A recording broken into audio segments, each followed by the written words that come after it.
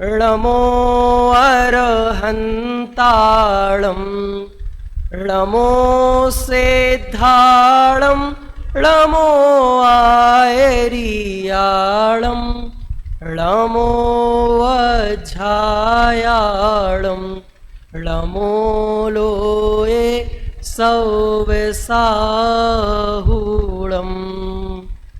मंगलं भगवान वीरो मंगलं गौतमो गणी मंगलं कुंद कुंदार्यो जैन धर्मोस्तु मंगलम् सर्वमंगल मंगल्यं सर्वकल्याणकारकं प्रधानं सर्वधर्माणां जैनं जयतु शासनं जैनं जयतु शासनं जैनं जयतु शासनं। बोलिए महान जैन शासन की। राजन जी थोड़ी सी आवाज और बढ़ाएं इसकी। बात हम यहां से शुरू करते हैं। बात है 1950 के आसपास की। महावीर जयंती का ही दिन था और अहमदाबाद में बहुत बड़ा फंक्शन हो रहा था जिसके चीफ गेस्ट थे आज दुनिया की सबसे बड़ी पार्टी के बहुत बड़े लीडर सरदार वल्लभ भाई पटेल। सरदार वल्लभ भाई पटेल चीफ गेस्ट थे। जब उनका बोलने का नंबर आया तो उन्होंने अपनी बात यहां से प्रारंभ की कि हे जैनियों, तुम्हारा ये जो धर्म है ये बहुत वैज्ञानिक और लॉजिकल धर्म है। यदि तुम इसे अच्छे से समझ लो और दुनिया के सामने प्रस्तुत कर दो तो तुम्हारा जैन धर्म आज विश्व धर्म बन जाएगा। पर क्या करें? बनती है तालियां। पर क्या करें? तुम तो पीली धोती और पीले चावल में ही उलझे पड़े हो, उसमें ही आपस में लड़ते झगड़ते रहते हो। इससे थोड़े ऊपर उठो और तुम्हारे जो प्रिंसिपल हैं, तुम्हारे जो सिद्धांत हैं, तुम्हारे जो शास्त्र हैं, तुम्हारे जो मंत्र हैं नमोकार जैसे, तुम्हारी जो भाषाएं हैं, इन्हें दुनिया के सामने प्रस्तुत करो तो तुम्हारा धर्म आज भी विश्व धर्म बन जाएगा। और आज मैं अभी कुछ दिन पहले एक लेख पढ़ रहा था। दिल्ली के एक यूनिवर्सिटी है, उसके एक प्रोफेसर हैं जिनका नाम है डॉक्टर मुजफ्फर हुसैन। आप समझ गए होंगे कौन सी समाज के हैं वो, जैन नहीं है। और उन्होंने एक आर्टिकल लिखा, एक लेख लिखा। लेख का टाइटल है 21वीं सदी का धर्म जैन धर्म। क्या लिखा? उस मुस्लिम विद्वान ने बात लिखी, 21वीं सदी का धर्म जैन धर्म। उन्होंने प्रूव किया, सिद्ध किया कि जो तर्क, जो लॉजिक, जो विज्ञान, आज के युवा को क्या चाहिए, आज के यूथ को क्या चाहिए? उसे कोई पोंगा पंडी वाली बात नहीं चाहिए, उसे लॉजिक चाहिए, उसे साइंस चाहिए। और वो कहाँ है? आप उठा के देख लो। यदि स्पिरिचुअलिटी, पीस, हैप्पीनेस यदि कहीं है तो हमारे जैनिज्म में है। आज जरूरत है हम इसे एक होके। मुझे तो अब एक बात विषय प्रारंभ करूं और बोलने का मन हो रहा है। हमारे राजीव जी भाई साहब, ज्ञानचंद जी भाई साहब, सब लोग बैठे हैं, शैलेंद्र जी गोदा साहब। अभी एक राज्य में चुनाव हुआ, महाराष्ट्र में, नाम भी ले देता हूं। तो पूरा इतना बड़ा चुनाव 2 नारों पर चला। याद होगा क्या नारे थे?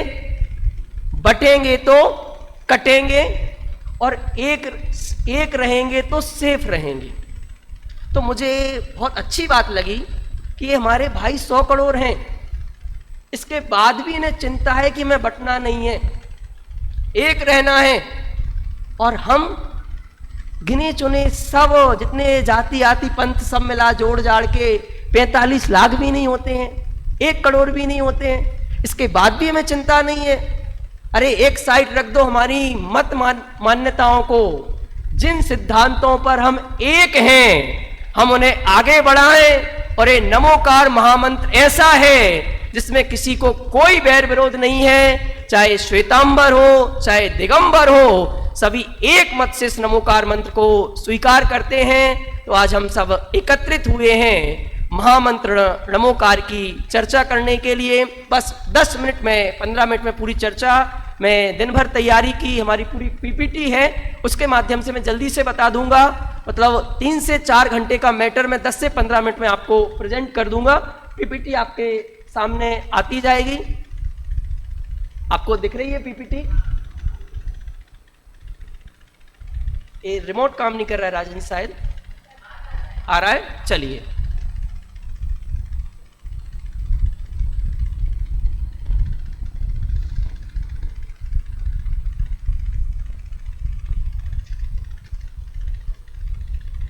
हम 5 बिंदुओं से इसकी चर्चा करेंगे।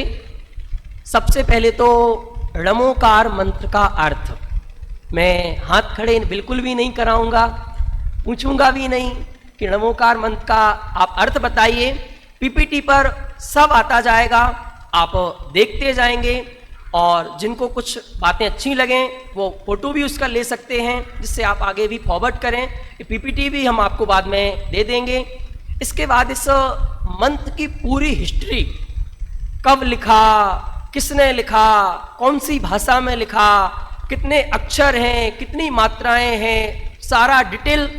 इसके बाद इस मंत्र की इतनी महिमा क्यों है कि हमारा बच्चा घर में पैदा होता है, सबसे पहले नमोकार मंत्र सुनाया जाता है। कुछ भी हम शुभ कार्य करें, कुछ भी करें, नमोकार मंत्र से ही हमारे सारे शुभ कार्यों की शुरुआत होती है। तो ऐसी इसमें क्या महानता है। इसके बाद नमोकार महामंत्र सुख शांति का मूल मंत्र कैसे है और नमोकार मंत्र की कुछ प्रमुख विशेषताएं, इन सब की चर्चा हम यहाँ से करेंगे। उससे पहले 1 मिनट की स्टोरी आपको मैं सुनाना चाहता हूँ।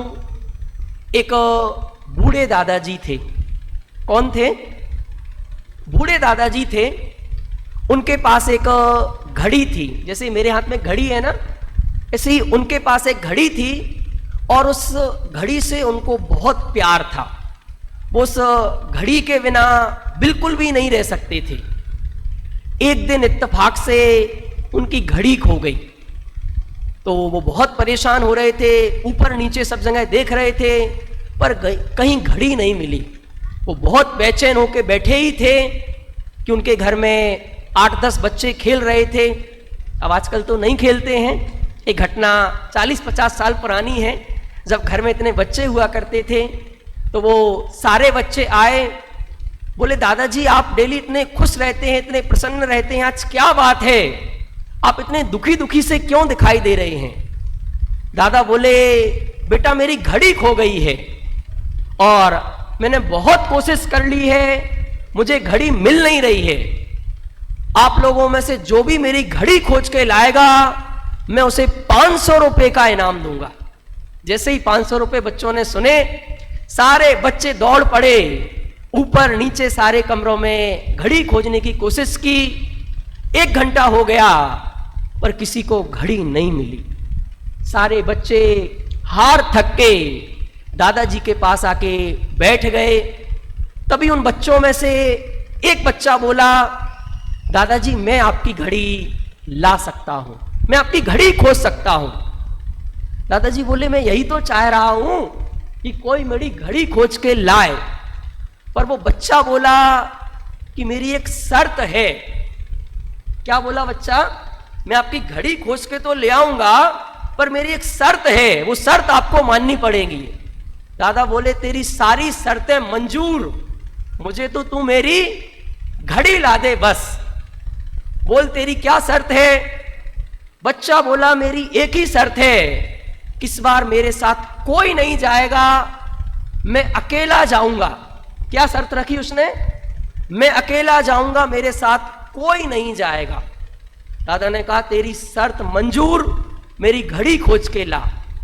वो बच्चा सामने वाले कमरे में गया और अगले 10 सेकंड के अंदर घड़ी लेके वापस आ गए। तो दादाजी ने अपने जेब में से 500 रुपए का नोट निकाला और उसे दिया, और अपने दूसरे जेब में से एक 500 का नोट और निकाला कि तू ईमानदारी से बताना, कहीं तूने छिपा के तो नहीं रखी थी? तूने ऐसा क्या जादू किया कि इतने सारे बच्चे मैं सुबह से लेके शाम तक ढूंढ रहा हूं, मुझे घड़ी नहीं मिली, तूने ऐसा क्या किया कि तुझे घड़ी मिल गई? वो बोला, दादा ईमानदारी से बताऊं कि बेईमानी से बताऊं? बोला, बेटा ये 500 रुपए ईमानदारी के लिए दिए हैं, ईमानदारी से बताने के 500 दिए हैं। तो बोला, दादा मैं ईमानदारी से बताऊं तो इस बार मैंने कुछ भी नहीं किया। जब मैं पिछली बार गया था तब तो मैंने बहुत हापाधूड़ी की थी, बहुत परेशान हो रहा था, मुझे घड़ी ढूंढना है, घड़ी ढूंढना है, घड़ी ढूंढना है। इस बार मैंने कुछ भी नहीं किया। मैं सामने वाले कमरे में गया और शांति से आंख बंद करके बैठा, और मैं जैसे ही आंख बंद करके बैठा, कमरे के रूम के कोने से आवाज आ रही थी, टक टक टक टक टक टक टक, और मैं घड़ी उठा के ले आया। दादाजी की घड़ी मिल गई। और मेरा प्रश्न है, आपकी घड़ी कब मिलेगी? आपको सुख शांति कब मिलेगी? आपको हैप्पीनेस पीस कब मिलेगी? ऐसे ही सुख और शांति कहीं बाहर नहीं है। सुख शांति ज्ञान, ज्ञान सर्व समाधान कारक है, और वो ज्ञान की टक टक टक मेरे अंदर से प्रतिपल उठती है। मैं उसे भूलता हूं, इसलिए दुखी होता हूं। और ये नमोकार मंत्र एक साधन है। नमोकार मंत्र साध्य नहीं है। हमें सुखी होने का, भगवान बनाने का नमोकार मंत्र एक साधन है, एक साधना है। हम सब कुछ टाइम निकालें और इसका जाप करें, इसका पाठ करें। इसके लिए कुछ बिंदुओं से हम चर्चा कर रहे हैं। सबसे पहली स्लाइड आपको यहां पर दिखेगी, सुख शांति समृद्धि कहां मिलेगी? देखिए कहां मिलेगी। अब बहुत ज्यादा टाइम नहीं है, नहीं तो मैं थोड़ा सा डिटेल में पूछता। कहां मिलेगी? जिनके पास है उन्हीं के पास मिलेगी। कहां मिलेगी सुख शांति समृद्धि? एक वाक्य बोल रहा हूं, अपने घर पर लिख लेना। राजीव जी भाई साहब, आज सब लोग बहुत सुख समृद्धि प्रभुता चाहते हैं, पर इसको भूल जाते हैं, प्रभु से दूर रहकर प्रभुता कैसे मिलेगी? क्या बोला? प्रभु से, हमारे वीतरागी प्रभु से, वीतरागी भगवंतों से दूर रहकर प्रभुता कैसे मिलेगी? आज पूरी दुनिया पुण्य का उदय चाहती है कि मेरे जीवन में कोई प्रतिकूलताएं नहीं आए, कोई परेशानियां नहीं आए। पर ये किससे होता है? ये सब पुण्य के उदय से होता है। और पुण्य कहाँ मिलता है? जब हम भगवंतों का गुणानुवाद करते हैं, पूजन भक्ति करते हैं, तो जिनके पास है उन्हीं से मिलेगी। इसके बाद जो पूर्ण शांत सुखी और पूर्ण बल से समर्थ हैं, ऐसे पंच परमेष्ठी भगवान जो इस नमोकार मंत्र में बताए गए हैं, उन्हीं के आधार से मिलेगी। और किनके पास मिलेगी? जो सभी प्रकार के दोषों और पापों से रहित है। मेरा प्रश्न है, इस पूरी दुनिया में सभी प्रकार के दोषों से रहित कौन है? हमारे भगवान को छोड़ करके इस पूरी दुनिया में सभी प्रकार के दोषों से रहित कोई है ही नहीं। इसीलिए भगवान के पास ही सुख और समृद्धि मिलेगी। जो पूर्ण ज्ञान से सहित हैं, उनके पास ही सुख शांति समृद्धि मिलेगी। और जो परम पद में स्थित हैं, उनके पास ही सुख समृद्धि मिलेगी। इसके बाद नेक्स्ट स्लाइड पर आपको नमोकार मंत्र दिख रहा है। इसको बुलवाने की जरूरत नहीं है, आप सबको अच्छे से याद है, पर उसका अर्थ किन किन को पता है? एक बार हाथ खड़े करवा लूं क्या मैं? नमोकार मंत्र का अर्थ कितने लोग कर सकते हैं? मैं यदि माइक दूं और आपसे पूछूं, और ये लाइव टेलीकास्ट भी हो रहा है, वीडियोग्राफी भी हो रही है, अब आपको बोलना है, बताइए चलिए यहां मैंने उसको दिखा दिया है।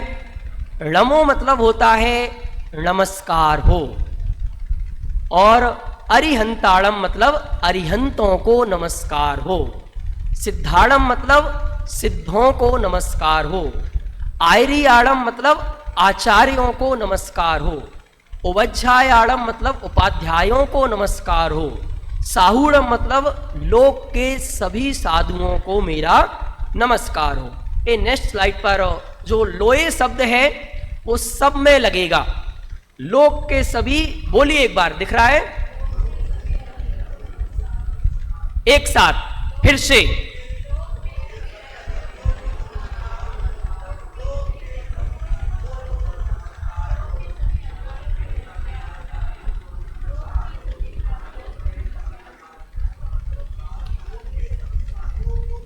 देखो अभी तो बोलने में जोर आ रहा है, तो याद कैसे होगा?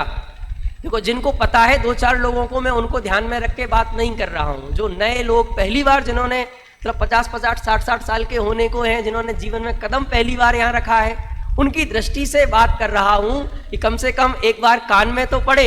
आइएगा, नेक्स्ट स्लाइड आपने देख ली।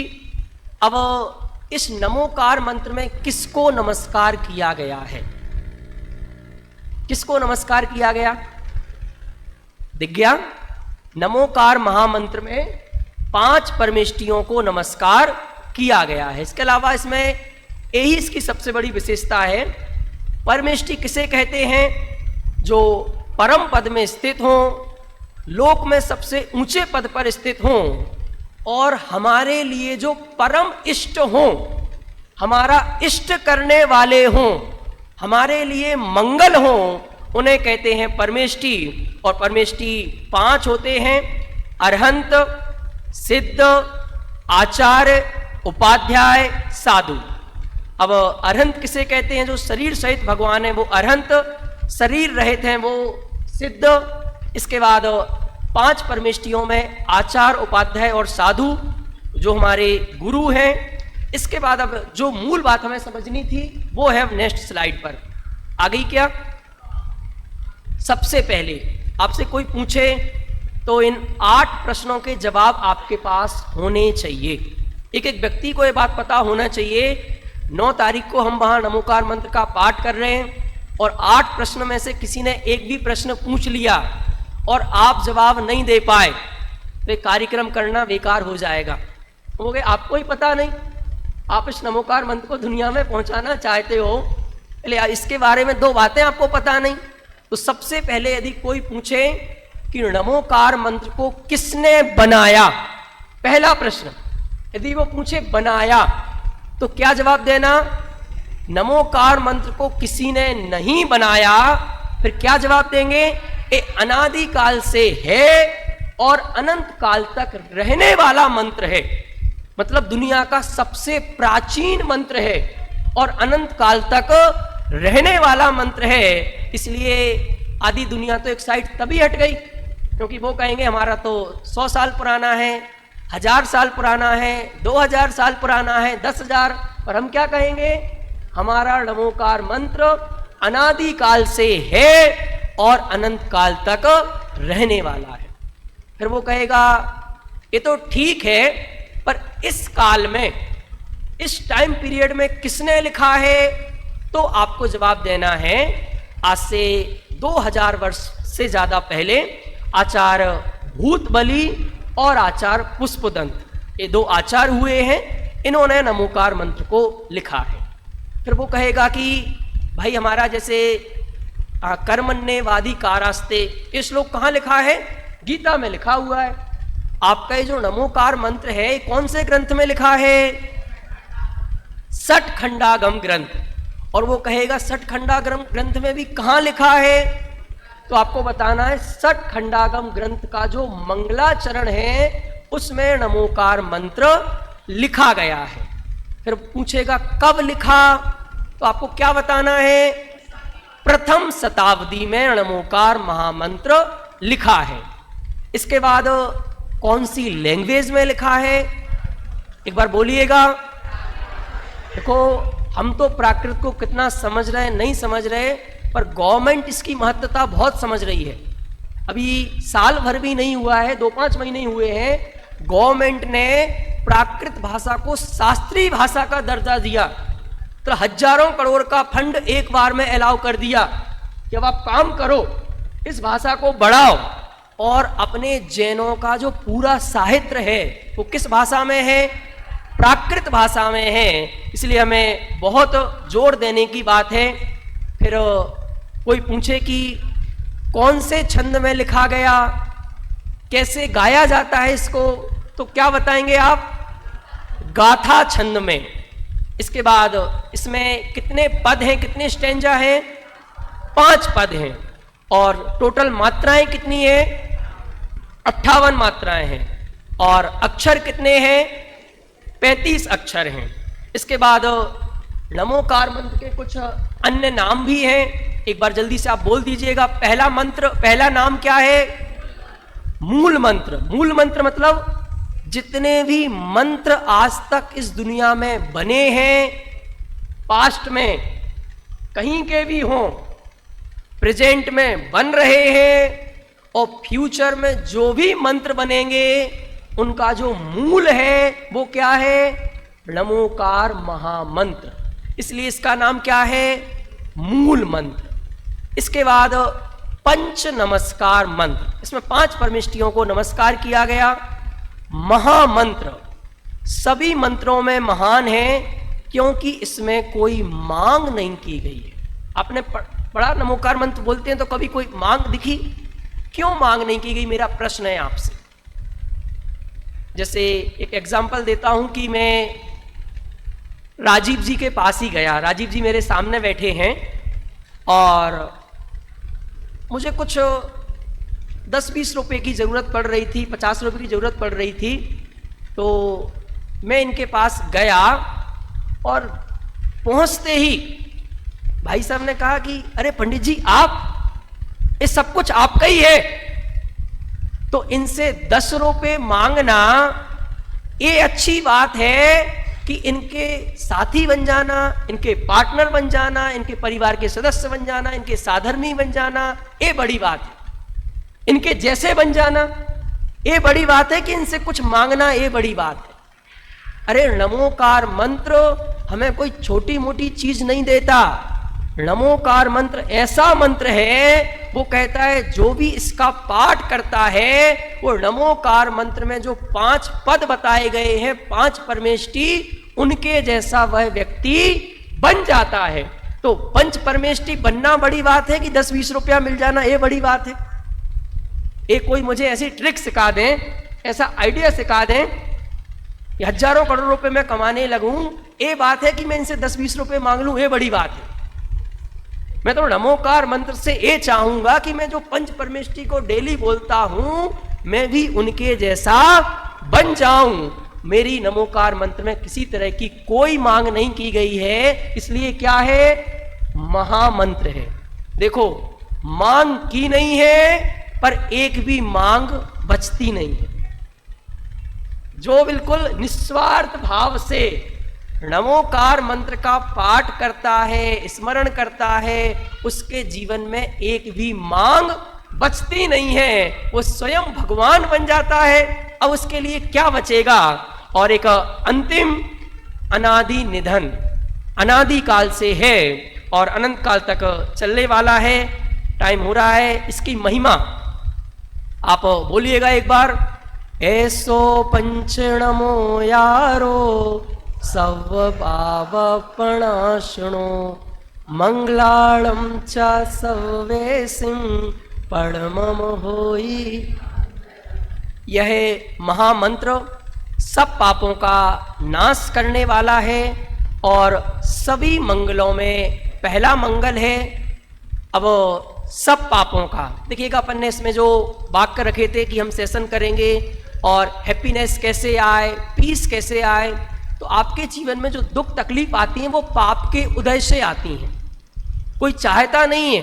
जैसे मैं पूछता हूँ, कोविड कौन कौन चाहता था? कोई नहीं चाहता था, पर हमारे पाप का उदय था तो वो आया। बिजनेस में लॉस कौन कौन चाहता है? चाहता कोई नहीं है, पर पाप का उदय आता है तो वो आता है। तो हमें, हमारे कंट्रोल में क्या है?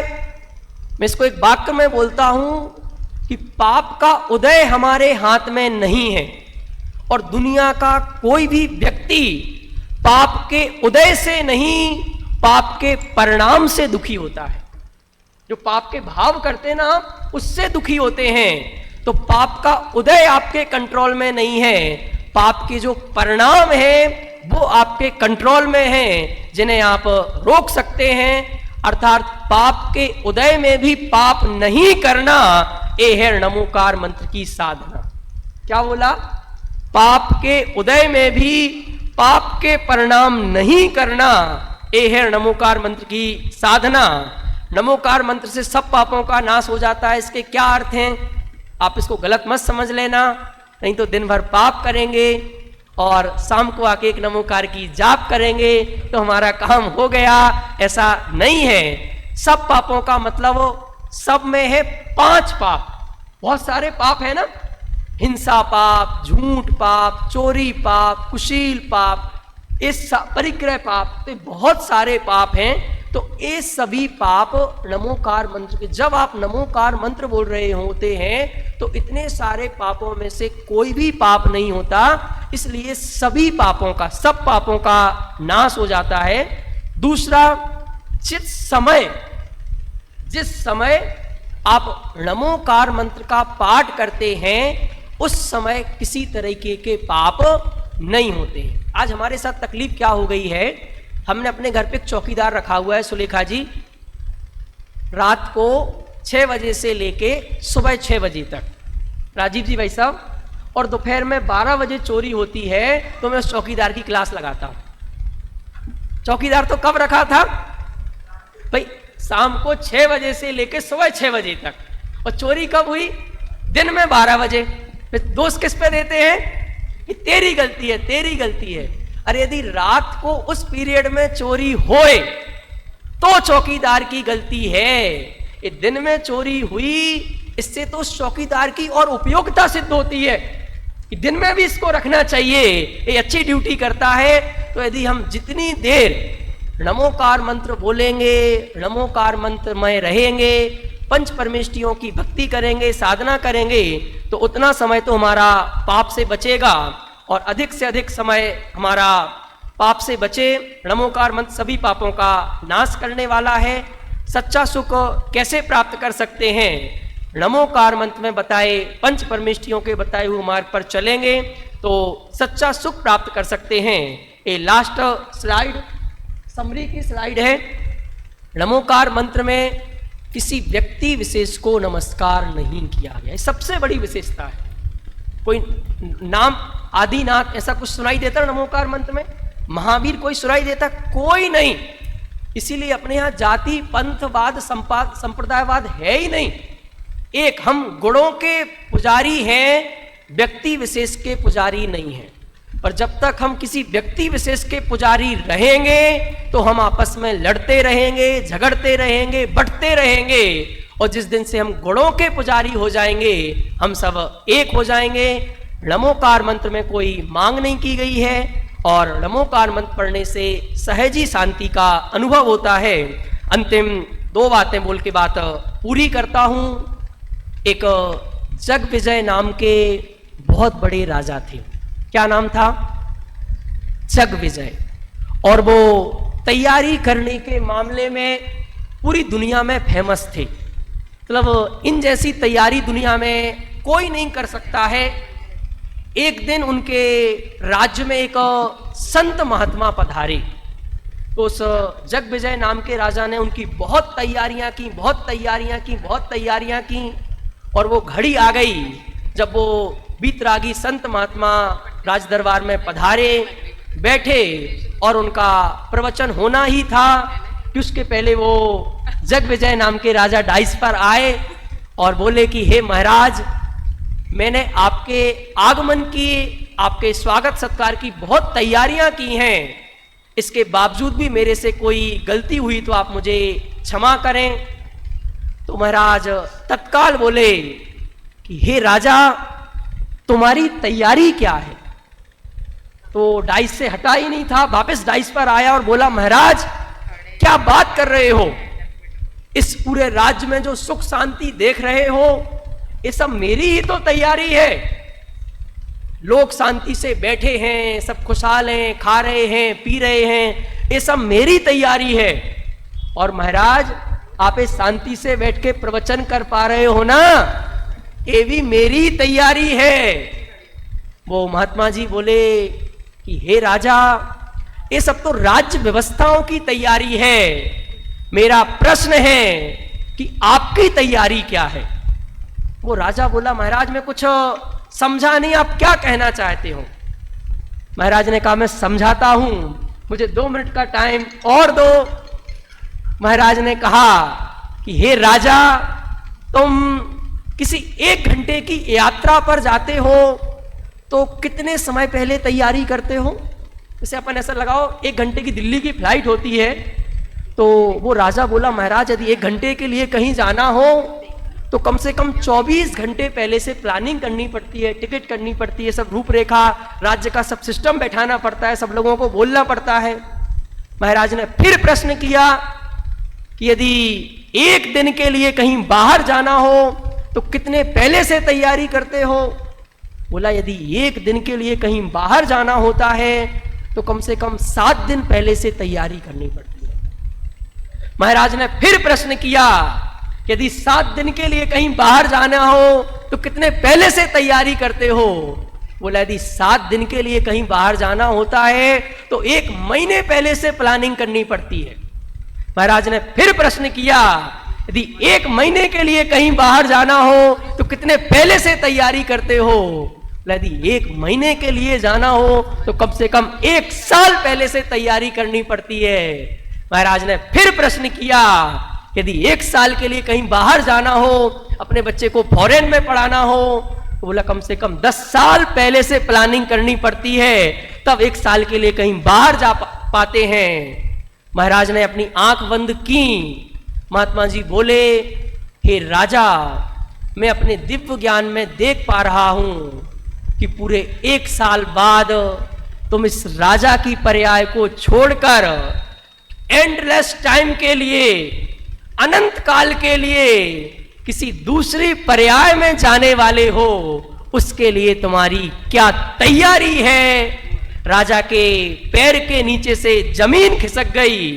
महात्मा जी ने कहा कि तुमने जो कुछ भी इकट्ठा किया है ये कुछ भी तुम्हारे साथ नहीं जाएगा।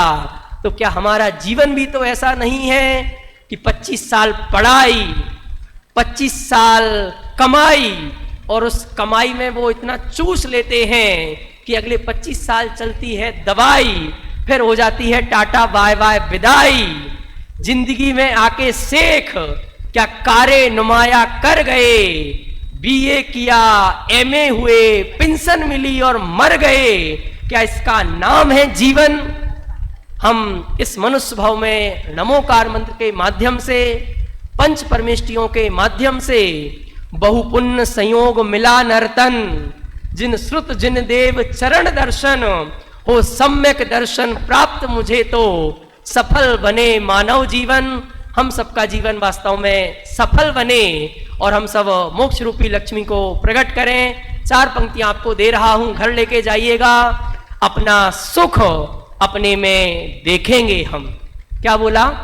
अपना सुख अपने में देखेंगे हम, अपना वैभव अपने में खोजेंगे हम, अपना वैभव अपने में खोजेंगे हम, अपने दुख के कारण अपने में ही ढूंढेंगे हम, अपने दुख के कारण अपने में ही ढूंढेंगे हम। तो शीघ्र ही पाएंगे मोक्ष रूपी लक्ष्मी को हम, तो शीघ्र ही पाएंगे मोक्ष रूपी लक्ष्मी को हम सब मोक्ष रूपी लक्ष्मी को प्राप्त करें। इसी मंगल भावना के साथ अभी की वाणी को विराम देता हूं।